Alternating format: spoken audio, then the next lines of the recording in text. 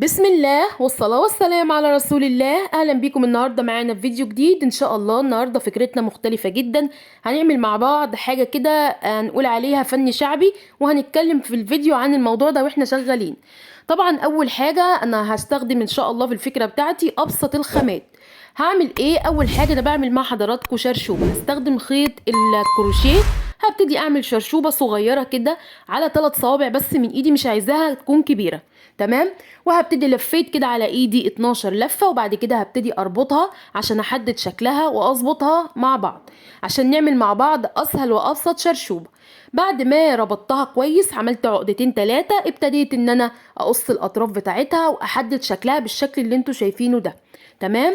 عندي برضو انا بعمل القفلة بتاعتها بنقطة بسيطة جدا من الشمع، مش كتير عشان ما يبانش معايا. هجيب بعد كده عندي هنا بحرق برضو الاطراف بتاعتنا بالولاعة.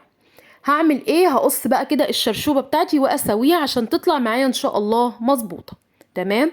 هعمل ايه بعد كده؟ عندي جزء صغير من الشريط الاسترس البسيط خالص اللي كلنا عارفينه، بوزع جزء كده عشان احدد انا محتاجة ان انا يديني الشكل الشرشوبة واضح معايا شوية. بقت معايا بالشكل ده. دي كده اول حاجة. هعمل ايه بعد كده؟ هنعمل مع بعض كورة البومبو. انا جبت شوكة وشوكة صغيرة مش كبيرة برضو. هبتدي كده عديت من النص الشوكة جزء صغير من الخيط، وبعد كده هلف معايا 50 لفة. تمام. وبعد كده هقص وهبتدي ان انا اربط كرة البومبوم. ومن نجاح كرة البومبوم تطلع معايا كويسة جدا وما تفكش. بربطها كويس جدا، اهم حاجة فيها العقدة بتاعتها، يعني اربطها كويس قوي. وابتدي ان انا اقصها طول ما هي مربوطة كويس، صدقوني بتطلع معاكم روعة جدا. فببتدي اعمل عقدتين 3 كويسين كده مشدودين، وبعد كده هبتدي اقصها. واستخدموا مقص حامي في الخطوة دي عشان تطلع معاكم برضو كويسة وما تتعبكوش في القص. هي بسيطة وسهلة جدا صدقوني. قصتها بقت معايا كده، وبحدد بقى شكلها، بمشي جزء جزء بالمقص لحد ما تديني الشكل بتاع الكورة. الاجزاء اللي بتطلع معايا من خيط الصوف اللي انا بقصه ما ترموهوش، ان شاء الله هنعمل منه فكرة تحفة جدا. احتفظوا بيه. تمام.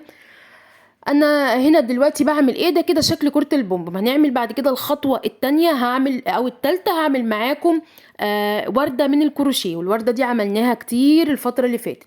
انا ببتدي بس انا طبعا بكررها معاكم، لاني لو في اول مرة حد بيشوفني يبقى الفيديو كامل ان شاء الله. جبت هنا معايا زي ما احنا شفنا قلم او شفاطة، ولفيت عليها مجموعة من الخيط بالشكل اللي حضراتكم شفتوه، وابتديت ان انا هربط معايا الوردة. انا لفيت في الوردة ديت 45 لفة. تمام كده. بعد كده هقص الزيادة بعد ما ربطتها كويس، وهحدد شكلها بفص لولي. تمام. ما شاء الله لحد دلوقتي جهزنا اول 3 اجزاء مع بعض. هجيب بقى الابرة والخيط، هبتدي ادخل الشرشوبة في الابرة بتاعتي، وهبتدي ان انا ايه احط عندي هنا كرة البومبوم بعد كده. وهحط برضو طبعا الاضافات اللي معايا هنا الخرز اللولي. ده اللولي ذهبي.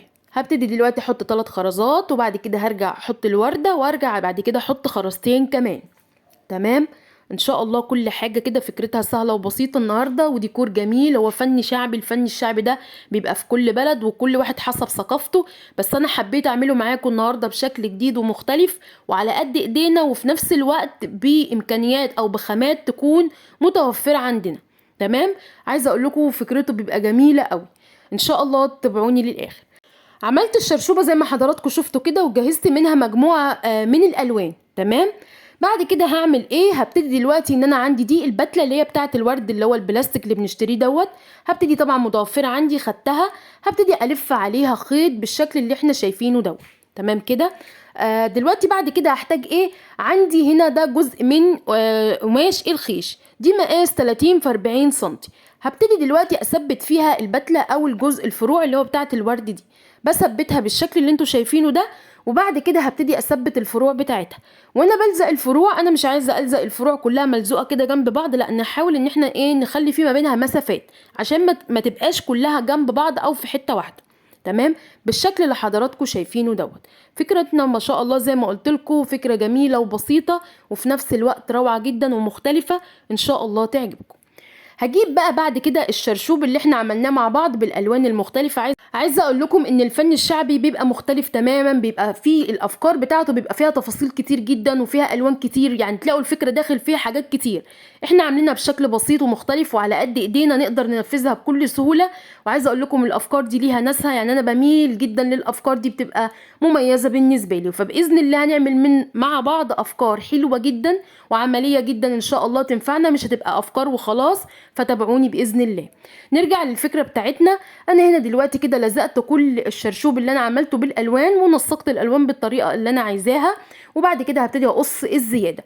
عندي ايه بعد كده؟ عندي هنا ده خيط مضفر، خيط مجموعه من الخيوط الكروشيه بالوان مختلفه، وابتديت ان انا اضفرها، عاملاهم بشكل عشوائي مش بترتيب معين. وابتديت ان انا اضفر الضفيره العاديه خالص. هعمل ايه؟ هبتدي دلوقتي كده اوزع شمع وهحدد الشكل بتاعي بالطريقه دي. انا هنا طبعا زي ما احنا عارفين لازم نلزق في الاطراف بتاعه الخيش اي حاجه علشان بيتنسل معانا بكل سهوله.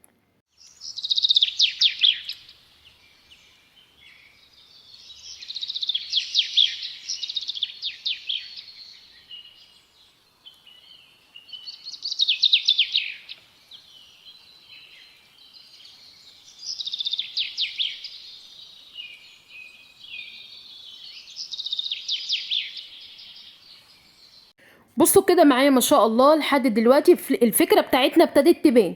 ابتديت ان انا اخلص كل التحديد اللي انا محتاجاه في الفكره بتاعتي، لما حددناها بانت اكتر. هعمل ايه بعد كده؟ عندي هنا ده ورد من الفوم. الورد ده انا عاملاه بخرامه الفوم. انا قلت لحضراتكم قبل كده ان الخرامات دي خصوصا الورد الصغير يعني بتسعفنا اكتر ما نقصها بايدينا. لما هنقصها بايدينا بتاخد وقت كبير جدا خصوصا لما تبقى صغيره. حطيت هنا فيها كده فص لولي، وابتديت ان انا اضم الورده عليها، وهفضل ماسكاها لحد ما تنشف عشان تديني ورده مضمومه. بعد كده هبتدي الزق 3 وردات جنب بعض. انا بعمل معايا بتلات من الورد من الفوم. انا هعملها عشان ادخلها في الفكره بتاعتي. طب انا مش عندي، انا هوري حضراتكم برضو ممكن نعمل الورد البلدي اللي كنا عاملينه قبل كده على القناه. هوري حضراتكم شكله دلوقتي. ما عنديش لا ده ولا ده او مش حابه اعمل، ممكن نستخدم ورد من عندنا عادي بلاستيك خالص زي ما هتشوفوا حضراتكم دلوقتي. انا بدخل في البتلات بتاعتي ورق ورد بلاستيك عادي ما عندي كده، قصيت كده وهبتدي ان انا ادخله في البتلات اللي انا عاملاها عشان بس تديني شكل كويس للورده بتاعتي. بقت معايا بالشكل ده. بصوا ده الورد اللي بقول لحضراتكم عليه، لو احنا حابين نعمله هو بسيط جدا وسهل خالص. عندي بقى بعد كده الفكرة ما شاء الله العصفور الكتكوت الأمور ده كنا عاملينه قبل كده على القناة وعملنا منه أفكار مع بعض. لو حضراتكم عايزين طريقته أنزلها لكم إن شاء الله. أنا هبتدي دلوقتي كده هثبت كده قبل ما ألزق، أحط كل حاجة في مكانها وأبقى عارفة أنا عايزة أحط الحاجة دي فين، عشان خاطر ما ألزقش وأرجع مثلا مش عاجبني الحاجة أرجع أشيلها. لأ، بنظبط الأول وبعد كده أبتدي ألزق. وزعت حاجتي بنفس الشكل كده، وهبتدي كل اللي هعمله بحط النقط من الشمع الصغيرة وابتدي ان انا اثبتها. بضغط بس كل حاجه باجي الزقها بضغط عليها شويه بايدي عشان حسن تاكيد ان هي لزقت معايا كويس. وهثبت العصفور وكل الوردات بتاعتي بقت معايا ما شاء الله بالشكل ده.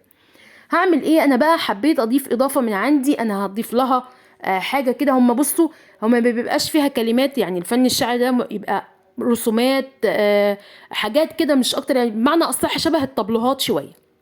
فاحنا زي ما قلت لحضراتكم ان انا عاملاها بشكل مختلف وفي نفس الوقت استفاد من الفكره.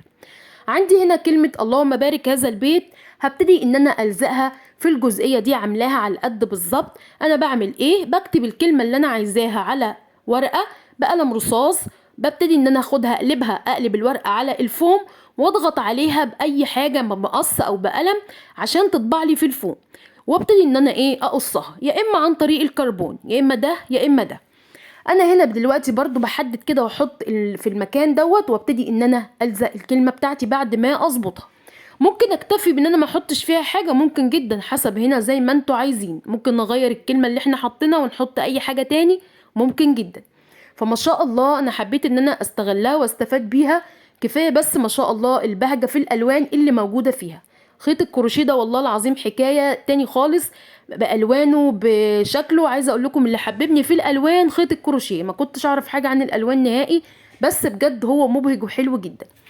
عندي جزء كمان من نفس الضفيره، وابتديت ان انا كده ضميته على بعض، يعني خدته قسمته بالنص بالظبط، وحددت كده شكل من فوق زي ما انتوا شفتوا، وحطيت فيها فيونكة من الخيط اللي هو خيط الخيش، عملت منه فيونكة وثبتها، وهبتدي ألزقها عشان تبقى التعليقة بتاعتي. عملت فكرة تابلو من الفن الشعبي، ما شاء الله بسيطة وسهلة، وبس كل اللي استخدمته فيها شوية خيط لا أكتر ولا أقل. يا رب بجد يعني فكرة النهاردة تكون عجبتكم. أنا بحب إن أنا أوصل لكم الفكرة بكل تفاصيلها وتستفادوا من الفيديو، ما يبقاش فيديو وخلاص. فيا رب بجد تكون عجبتكم، لذيذة وحلوة وألوانها كفاية، بس الألوان حاجة كده مبهجة ما شاء الله. وكمان يعني بصوا ما فيهاش أي حاجة غريبة. يا رب يكون الفيديو النهاردة كان سهل وبسيط على حضراتكم واستفدتوا منه. لو في أي استفسار عن أي حاجة اكتبولي وإن شاء الله أنا مع حضراتكم. أتمنى لو بتشوفونا بقى لأول مرة ما تنسوناش باللايك والشير والاشتراك في القناة. شكرا جدا ليكم والسلام عليكم.